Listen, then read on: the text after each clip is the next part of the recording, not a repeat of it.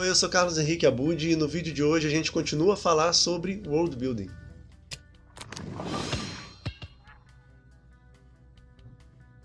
Esse não é o primeiro vídeo que eu faço sobre o assunto. Na semana passada eu falei brevemente sobre o porquê de eu ter começado a pesquisar sobre o world building, sobre as conexões que vêm surgindo entre as histórias do Planos em Prática, sobre o terceiro livro que eu e a Flávia estamos escrevendo, que vai também ter pontos em comum com as histórias que já existem. E aí eu falei um pouquinho sobre alguns aspectos básicos sobre o world building e sobre como superar as dificuldades iniciais. O link para esse primeiro vídeo está aqui embaixo na descrição. E o que tem funcionado para mim, pelo menos nessa etapa inicial, é trabalhar a expansão do universo de maneira orgânica, ou seja, em paralelo às histórias. Conforme os cenários dos personagens vão surgindo, eles vão compondo ali mais uma parte desse mundo. Então, em vez de passar muito tempo esquematizando coisas, inventando mitologias e origens, backgrounds para tudo, eu preferi simplesmente escrever. Tem sido muito mais prazeroso e mais proveitoso para mim dessa forma. Então, esse vídeo aqui eu pretendo focar exatamente nisso. Se o universo ficcional vai ser expandido, vai ser desenvolvido a partir das histórias do autor, como isso pode ser feito?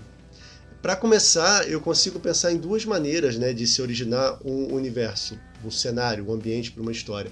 Primeiro, a partir de uma saga, de uma única história grandiosa. Ele vai partir de um ponto central e dali vão ter os desdobramentos. Como exemplo, a gente pode citar Star Wars, por exemplo, a saga da família Skywalker, sendo a espinha dorsal daquele universo. Ou então Harry Potter, que vai mais ou menos pelo mesmo princípio. A gente tem um grupo de protagonistas que segue uma trama principal e dali a autora conseguiu expandir o universo dela. Ou então tudo pode acontecer a partir de várias histórias de igual valor. E aí a gente tem como exemplo a Marvel no cinema. Tudo começou ali com o Homem de Ferro e depois eles começaram a expandir, mas sem muita pretensão no início, querendo saber até onde a coisa ia dar, arriscando um pouquinho por vez. E é claro que eles têm um grande arco principal, que vai tendo culminância nos filmes dos Vingadores, mas esse arco só tem importância porque o resto dos núcleos foi desenvolvido em histórias paralelas. Então existe uma analogia bem interessante para essas duas situações. Na primeira, é como se a gente jogasse uma pedra grande no centro de um lago.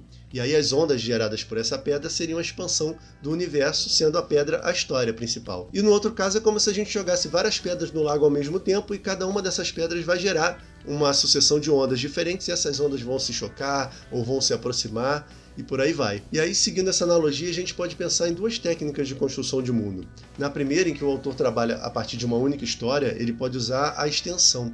Ou seja, ele vai pegar essa história dele e vai extrair dali um coadjuvante, ou uma subtrama, ou um lugar que foi apenas citado, ou uma mitologia, algum mito, e ele vai colocar uma lupa em cima daquilo e vai aprofundar aquele elemento em uma nova história que vai ser um braço dessa primeira. Então, se a gente voltar no exemplo do Star Wars, a gente tem o filme do Han Solo, que apesar dele ser um protagonista da saga principal, o filme não se trata disso. O filme vai contar a origem dele, vai contar alguns conflitos, alguns problemas particulares do personagem. E existe o famoso spin-off também, que é quando você tira do contexto da história principal um grupo de personagens ou uma subtrama e vai trabalhar aquilo de maneira paralela e aquilo vai ganhar uma importância própria. Quando o autor tem mais de uma história para começar a construção do seu universo, a situação muda um pouquinho. Ele pode usar a técnica da extensão, mas a noção de hierarquia entre as duas histórias vai ser diferente. Então, em vez de uma história ser um braço da outra, um derivado da outra, simplesmente elas vão ter um ponto de conexão óbvio.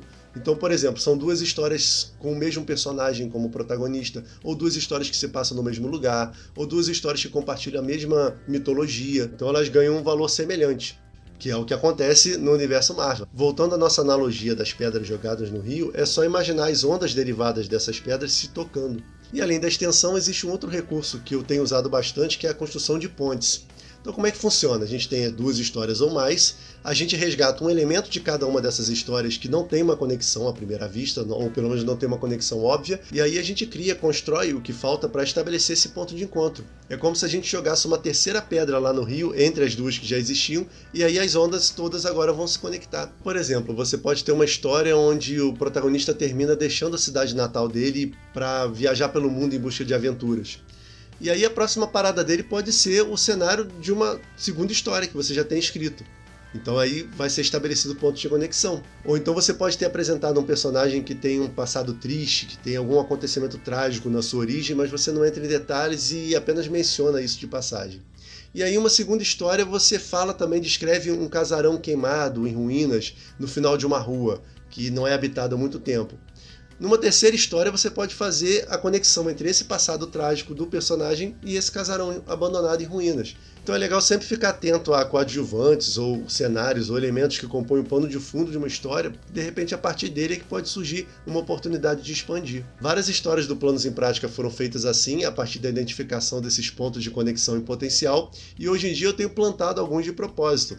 Por exemplo, na história de número 9, que se passa em Vereda dos Mercadores, que aliás é um lugar que já foi citado por um personagem na segunda história, ali em determinado momento eu boto o protagonista de frente com uma pintura, com um quadro onde ele fica fascinado pelo conteúdo da pintura. Eu não falo o que tem no quadro, e um outro personagem diz para ele que aquele quadro veio de um lugar fantástico, maravilhoso, um lugar que ele não imaginaria que sequer existisse. E aí, isso foi uma passagem da história, eu concluí aquela trama principal, mas o personagem ficou com aquilo na cabeça. Então, a partir da inserção dessa pintura na história, eu tenho duas possibilidades de expandir.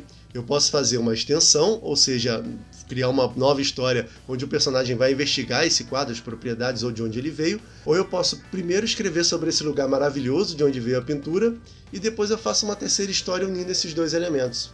Mas enfim, como eu falei no vídeo passado, o nosso universo ficcional está apenas no começo, a gente ainda tem muita coisa para ampliar, para expandir, e a gente vai fazer sem pressa, conforme novas histórias forem surgindo. E eu pretendo, claro, voltar a esse assunto aqui, falando de outros aspectos do world building, falando inclusive da parte gráfica. A gente pretende fazer mapas, ilustrações e demais elementos quando for a hora certa para isso. Se você tem o seu universo em andamento ou sempre quis fazer um a partir das suas histórias, eu espero que esse vídeo tenha contribuído de alguma forma. Se você gosta de escrever, não deixe de conferir aqui do lado a playlist com a terceira temporada da nossa série de exercícios de escrita criativa, Planos em Prática, e aqui embaixo na descrição tem um link para o nosso site e para nossas redes sociais. Era isso para o vídeo de hoje, abraços e até a próxima!